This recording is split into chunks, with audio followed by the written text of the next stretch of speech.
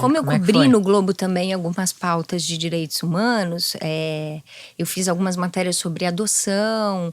Eu tenho uma amiga, uma fonte que se tornou amiga, a doutora Eufrásia, na Defensoria Pública. Esse nome não me é estranho. Ela é maravilhosa, ela é uma mulher que faz tudo, realmente assim. Ela ajuda, você vai na defensoria, as crianças estão lá, todas já esperando ela para conversar, para ver como é que tá a situação do abrigo. Mas ela é defensora? Ela é defensora pública da criança e do adolescente, no Rio de Janeiro. Uma mulher com uma trajetória impecável e ela é muito amiga da Marinette. Temos que trazer a doutora Eufrásia Tem que aqui. trazer a doutora Eufrásia. E aí eu falei, Eufrásia, me ajuda? Eu quero muito fazer isso. Você sabe que eu sou responsável, que não quero desrespeitar a Marielle, Sim. não tem a menor chance de eu fazer isso. Me ajuda a falar com a Marinette. E a Eufrásia, maravilhosa, organizou o nosso encontro no shopping, na Tijuca. E aí a gente foi lá tomar um café e eu fiquei conversando uma tarde inteira com a Marinette.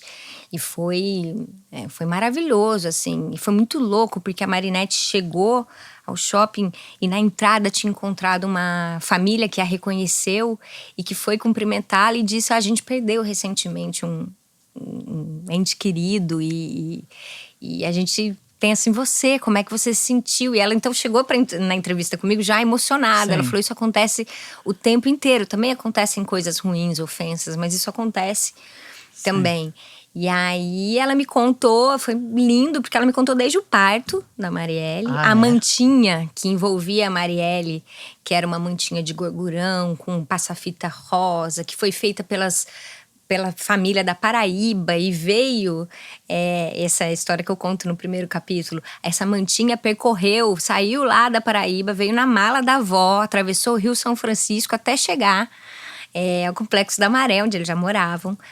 E essa mantinha envolveu a Marielle depois do parto, depois envolveu a Luiara, filha da Marielle, envolveu a Eloá, filha da Aniele, e tá lá ainda, assim. Então, tem uma costura feminina muito bonita, assim, na história da Marielle, né? Ela chamava essas mulheres da Paraíba de bonde da peixeira, que é essa avó. O que significa? Ela que deu esse nome? Ela fala, acho que eu não te contei que eu tenho um depoimento, tive a sorte de encontrar um professor da Marielle, o Leon Diniz, que é um professor eu falo pra ele, você é um inventor de revolucionários, que é um professor do cursinho pré-vestibular da Maré.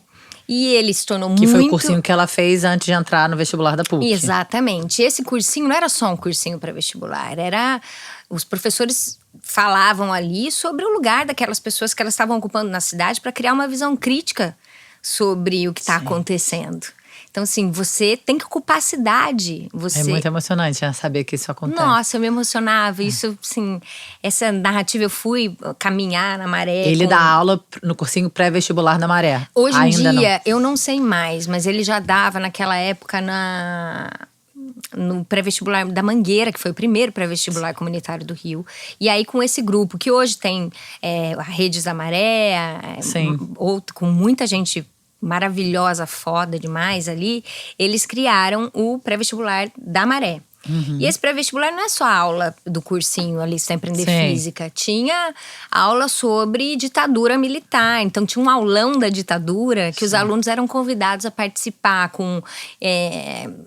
ajudar a fazer a aula, sabe? Cantar músicas, preparar. E aí vai se formando. A Marielle fala muito isso. Eu tenho um depoimento dela, então, que ela dá um depoimento de 2 horas para esse professor, o Leon Diniz, quando ela decide se candidatar, ali no início de 2016. Ela dando depoimento pra ele. Isso. E eles vão pra Pedra do Sal pra gravar esse depoimento. E aí a câmera é nela, ela vai falando da vida desde as ancestrais paraibanas até a candidatura. E eles acabaram não usando esse material, porque Pedra do Sal, né? Começou um samba, tem muito barulho, não deu pra usar o material na campanha. Mas ele guardou isso. E outros vídeos também que ele tem dela falando internamente na Comissão de Direitos Humanos, ele me cedeu gentilmente esse material que precioso. Que nunca foi explorado pela imprensa, né? Então eu me debrucei muito nisso. E aí a Marielle conta ali dessas mulheres da família e chama elas de bonde da peixeira. Maravilhoso. É maravilhoso, né? Tinha essa avó, a família dela é de Alagoa Grande, no Brejo Paraibano. Uma região entre o sertão e o litoral. E essa família é uma família de muitas mulheres. A matriarca era a avó Filomena, e essa avó era uma rezadeira, curadeira, rezava bichos, rezava gente, tinha um senso de comunidade, recebia pessoas ali para alimentar na casa. Ninguém passava fome na rua dela, porque tinha sempre um tacho com comida no quintal de casa para quem passasse. E essa família ali, massivamente feita por mulheres, eu acho que de 11 filhos, 7 eram mulheres, uma cuidando da outra, num regime assim de comunidade, de acolhimento, e aí já recebendo também reuniões de células da Liga Camponesa. Ah, é? Então já tinha uma coisa também da Sim. política de esquerda desde essa origem. A Marielle fala que a avó dela vinha de um quilombo, que é um quilombo, um dos primeiros quilombos, um quilombo ancestral ali naquela região. E que isso também forjava muito desse espírito de resistência, né? Que estava na família. A avó era a Filomena, né? A avó Filomena. E aí isso vai a Marinette. A Marinette, nessa infância ali também, dava aula era a época do Mobral, eles pediram kits pro Ministério da Educação para dar aula no quintal. A Marinette ensinou, educou, alfabetizou muita gente na rua. Ai, gente. Então, assim, é muito emocionante. Muito. E eu tive ali esse depoimento maravilhoso da Marinette, contando isso. E a tia Sol, a Marielle fala muito de uma tia Sol nas entrevistas, que é, na verdade, prima, mas que ali, dentro desse contexto familiar… Dessa roda de mulheres. É uma mulher maravilhosa também, a tia Sol, porque ela é professora da Universidade Federal da Paraíba. E ela já começa a dar pra Marielle, quando era criança, coisas pra ela ler do tipo Conceição Evaristo. E não é só ler, não. Ela fala, Marielle era muito levada. Você entrevistou a tia Sol? Entrevistei a tia Sol. Marielle era muito levada. Então, Marielle ela não levava desaforo pra casa. Você falava assim, Marielle, se cale. Ela fala assim. E Marielle dizia, bom, quem manda outra pessoa se calar é porque não tem argumento, né? Aí ela falou, isso ela tinha, sei lá, 7 anos de idade. Então, aí a gente tinha que dar um castigo pra ela, porque não tinha jeito. E Ninguém parava. Ninguém parava. E a tia Sol conta. Aí eu dava o livro da Conceição pra ela ler, mas eu dizia, não é só, não tô te dando. Você vai ter que voltar, me contar o que achou. A gente vai discutir. E a Marielle depois fala muito dessa tia e das leituras e dessa troca. A tia Sol foi uma das mulheres ali responsáveis pela luta pelo disque racismo na Paraíba.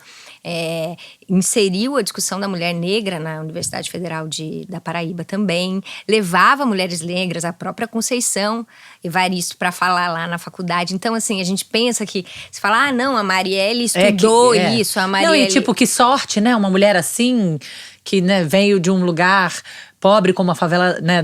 Estudou na favela. Não, tem um monte de mulheres maravilhosas por trás dessa… Tem uma dessa… construção… Você sabe que na coletiva de imprensa do lançamento, a Zélia Duncan, que é uma das narradoras do livro, ela falou que ela percebeu ali… Ela falou, eu já vinha lendo, entendendo essa questão da ancestralidade para mulheres negras como coisa… como ela diz, a Zélia diz, para ontem, para hoje e para sempre.